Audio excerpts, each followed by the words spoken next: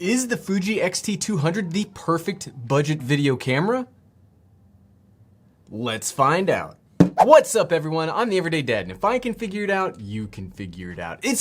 It's always exciting when I get an outsider from my normal Lumix and Sony cameras. Like, those are my normal cameras. It's always nice to get something outside of that lineup. And like I said during the unboxing video, I actually really like Fuji cameras. I like what Fuji has to offer the market. So when I realized that they'd released a camera that does basically everything you could ever want in a YouTuber / online content creator camera, I mean, like right here, I had to try it out. I mean, like, morally, we had to talk about this. First up, before we break this camera down figuratively, not literally, because I'd like to thank the folks over at B&H Photo for loaning me this X-T200 to make this series of videos on. If you'd like to get your very own, there will be links in the description below. And no, actually, if I literally broke it down, I don't think they'd let me borrow these cameras anymore, so figuratively. On to the X-T200. Much like all cameras, let's see how this stacks up against the three most important categories in all of cameradom: image quality, ease of use, and overall ecosystem / upgrade path. Those are the three things that I really look for in every single camera that comes through this desk. Like, as they come through the desk, those we check them off. 1, 2, 3. First off, image quality. And no better way to start off talking about image quality than to mention a few of the key specs and features that are actually pretty darn impressive for such a low priced and small. Like, this is a small body and small priced. Double small. The Fuji X-T200 has a 24 megapixel APS-C sized CMOS sensor, but dang, like, what camera, I ask you, me on the TV, what camera doesn't have that anymore? 24 megapixels is pretty much the standard these days in anything from the entry level all the way up to some very expensive cameras. 24 is like, it can record up to 4K 30 frames per second, and it can do 1080p slow motion up to 120 frames per second in its high-speed movie mode. One of the things you will have to pay attention to when recording in 4K is the X-T200 does have a 15-minute record limit, which that kind of sucks. Like, that's pretty steep in this day and age of video cameras. Like, 15 minutes is pretty rough. The X-T200 also has Fuji's hybrid phase and contrast-based autofocus system, and it does have Fuji's newest face and eye detection programming within that system, and it's one of the better ones that I've seen in a Fuji camera. It's pretty impressive. Loaded into this camera, Fuji has included some of their film simulations, but you are gonna be missing out on some of those higher end ones like Eterna. If you've come from the X-T3 or the X-T30, you know how much that I like the Eterna profile. You do not get that here. Now, just because this is a lower end camera doesn't mean Fuji isn't releasing some new technology here. And the two that are most impressive and exciting for me are the new HDR movie mode and the new digital gimbal. Like, digital gimbal, you had me at digital gimbal X-T200. Both of these are useful in certain situations, and we'll talk about them a little more in ease of use, but they are just, as excited as I was about them, they are just okay. I mean, don't buy the X-T200 because it says it has a built-in digital gimbal. You had my attention. I mean, it only works in 1080p, and it crops in crazy amounts to make all of the stabilization work, and it's kind of wonky. Kinda wonky. You can see over top of here how wonky it is. However, and something that really surprised me here stabilization-wise, the regular digital stabilization here is phenomenal. It's actually really good. Now, I only use the digital gimbal in a couple of shots just to show you what it looks like, and personally, I don't really like it. But I found using the regular digital stabilization, I found myself using that all of the time. I'm very impressed with the results. Like, it's a good system.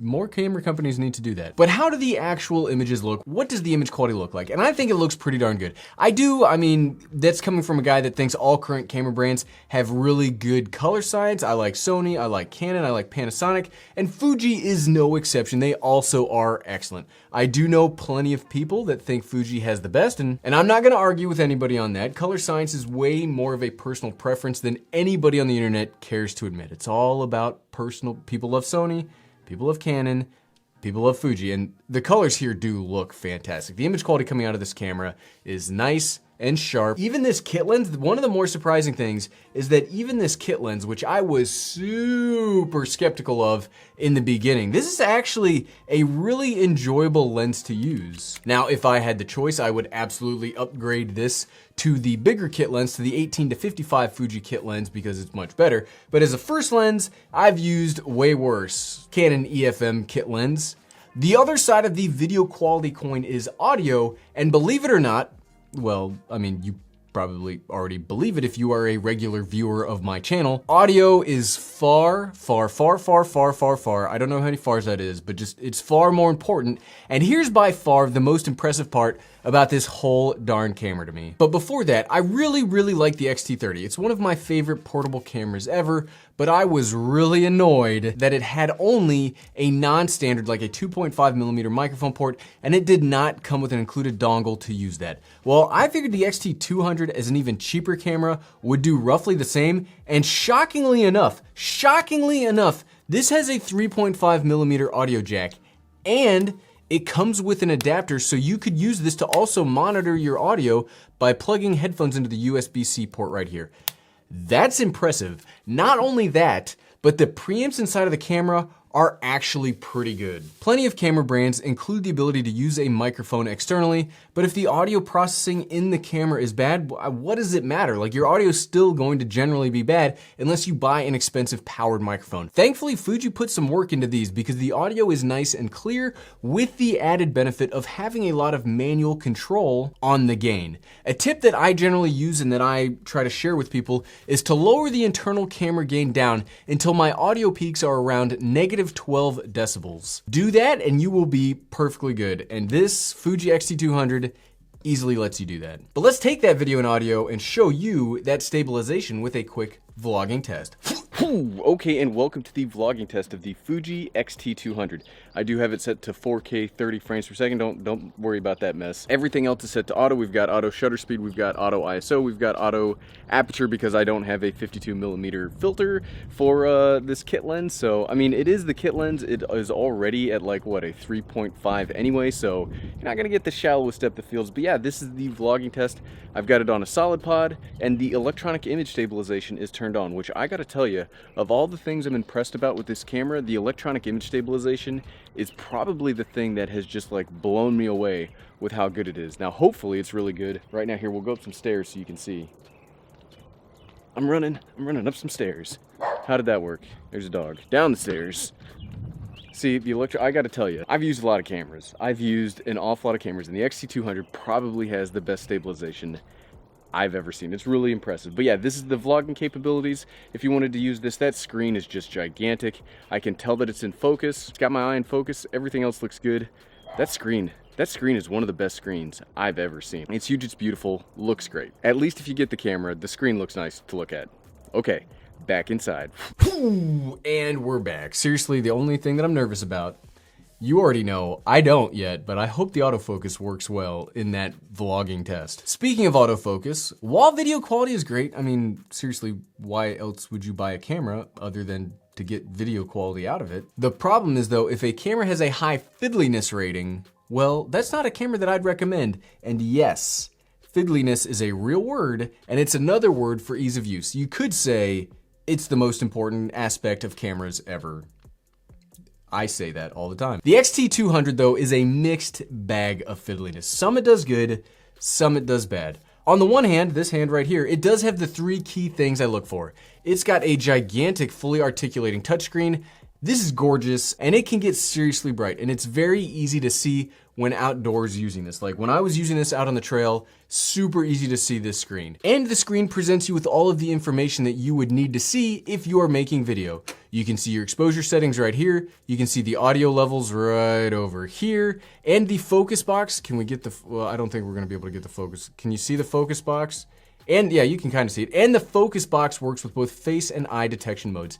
And the icing on top of the screen, this is fully touch enabled. Look at all that stuff that it's doing right now. Which I'm not sure if it's the first ever for Fuji, but this is the first ever that I've seen on a Fuji camera. The implementation isn't as easy to use as on a Canon or Panasonic camera, but for a first attempt, It's respectable. The second ease of use thing that the X-T200 has is its phase detection autofocus. Fuji has, in the last couple of years as they've come on my radar, they've never had my favorite phase detection system. On the X-T3 and the X-T30, I had legitimate problems with autofocusing anytime I had something covering my eyes, like sunglasses, which I wear. Basically, if I'm outdoors, I have sunglasses on. The X-T200 still does have some of these problems, but I find the autofocus to be one of the better versions on a Fuji camera.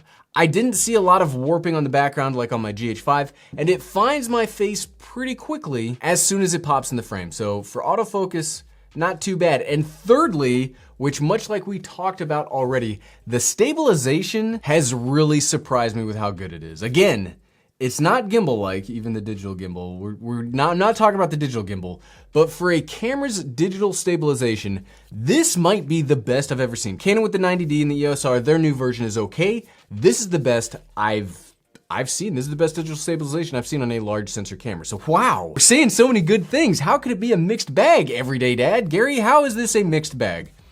Well, everything else is kind of rough.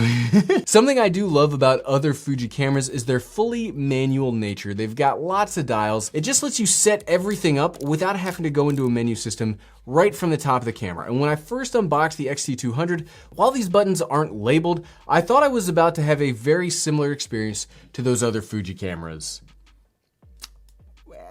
Well, it's not. These dials are incredibly fiddly to use. Every time I turn one, it feels like something different happens. Like, obviously, if I were to use this camera for a long period of time and I built up my muscle memory for how this would work, then yes, it would probably be okay. But in my week with the camera, I just do not like this. I don't like that these are not labeled. I don't like that it feels like every time I switch one, a different setting is changing. It just never gelled with me. It just doesn't show you what you are changing in the camera. Like, there's always a delay between turning a knob and seeing a menu change, and it makes me question what I've actually done in the camera. And if you want to put it in auto mode for shutter speed or aperture, you have to turn them until you go past the max. So you're on f22, turn it again, then you're on auto, or you're on 4,000th of a second shutter speed, the same thing. But I keep doing it and then it jumps past, and then you have to scroll over again because it's a digital system, it's not a manual one, and then, oh, okay, we did it. And then you just heard me, I did 2 clicks there on X. I was trying to do 1 and I did 2. It is incredibly frustrating to use. Combine that with, the standard Fuji menu system, and I catch flack for this all the time, but I personally don't like the Fuji menu system. This camera is so good when you're recording in use. This camera is one of the best I've ever used, but trying to set it up is a pain in the rear end, and you never really know if it's gonna do what you want it to do. But if you do buy one, is there room to grow in the Fuji X mount system? This mount, the Fuji X mount, is there room to grow with that? Well, absolutely. If you like APS-C, and I actually love APS-C size sensors, Fuji currently has both the strongest camera bodies and a very nice, probably the strongest selection of APS-C native glass. On the lenses side, there are a very nice range of small, budget-friendly prime lenses that can easily, they can help you build out a full functioning kit for less than almost any other mount on the market. Plus, there are some very nice zooms out there with some very nice wide angles for vlogging, if that's your thing. Like, even right now, we're on a 16-35 at 35 because 35 is my favorite. You can get those right here. And let's say you've built out your lenses, but you want to upgrade the body. The Fuji has the main XT line, like the X-T3 and 4, which are legitimately some of the best video cameras ever made. The X-T3 was my camera of the year 2 years ago because it's fantastic. And you can get an X-T3 right now for very reasonable prices. You could build up a darn professional system for less than the cost of a full frame body if you want to stick with Fuji. But at the end of the day, so what, right? Has Fuji, back on the X-T200, has Fuji created the perfect vlogging camera? Are you the perfect vlogging camera? Well, yes and no, Gary, Everyday Dad. I've never had a camera talk to me before. The social isolation is getting to me. If you can get your settings dialed into this camera, it's phenomenal. It's way better than I thought it would be when we unboxed it. I like the colors, the audio is great, and the flip screen is one of the best flip screens I've ever seen. However, it is kind of a pain to set up. The dials, again, the dials suck. Like, I just don't like the dials. And the record limit is not good. Like, that is not good to have, especially when the Sony a6100 is out there that does a lot of the same things for less than this costs. If you just need a short burst capability and want a small budget camera that lets you build into a bigger system in the future, I can absolutely recommend the X-T200. If, though, you need longer than 15 minutes of recording or something that has a great user experience, there are other cameras that I'd probably recommend. And we will talk about those as we compare the X-T200 to those in the coming weeks. And if you liked this video and you want to see more, but you're just like, man, Gary, I just got to see more about the X-T200, click here on the X-T200 to watch the unboxing where you can see everything that comes with it. I'm going to go do that right now. I'm going to click right here, click, click, click, and watch that. Thanks for watching.